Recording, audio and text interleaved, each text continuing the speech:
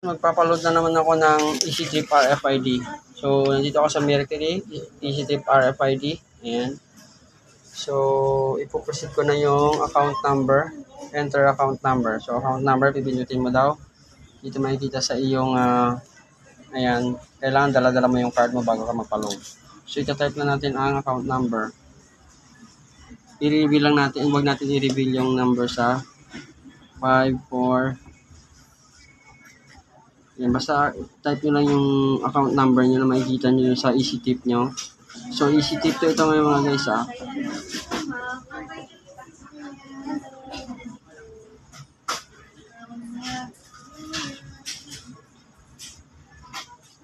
Alright, so, ayan, dito makikita sa likod ang inyong RFID. Yung account number ng RFID EasyTip. Alright, so yan.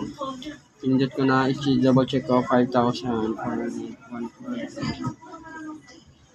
Then, proceed na tayo.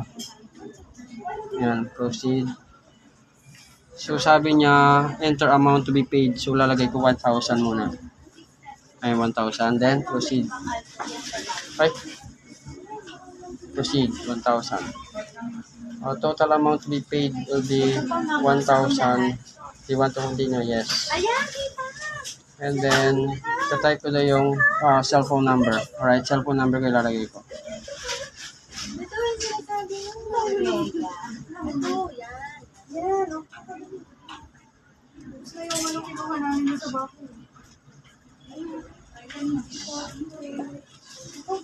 Pagkatapos ko i-type yung number, magpo-proceed na ako.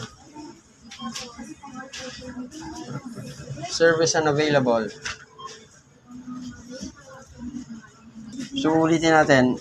EasyTrip RFID, enter account number. So, yan, proceed tayo.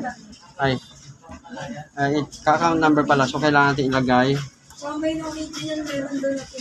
Ayan, lalagyan natin ang account number. Okay? Pipindutin natin. Nandyan lang naman makikita sa inyong card. Let's go.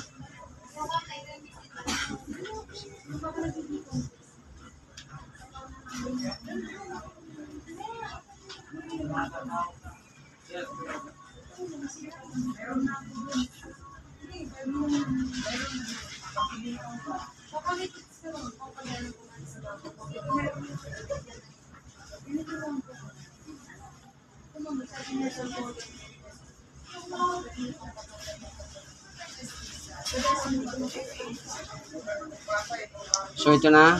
Ayan na, pinindot ko na yung account number. Okay, proceed na tayo.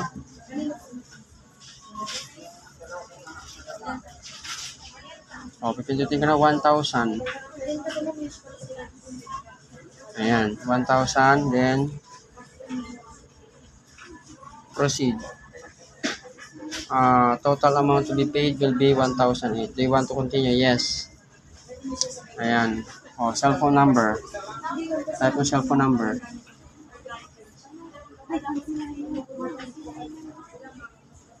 And pag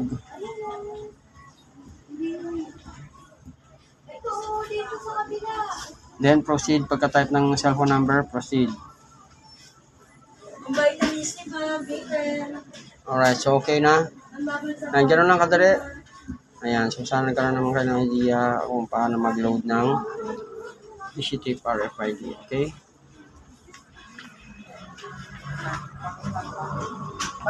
Ayan, so maraming salamat sa panonood.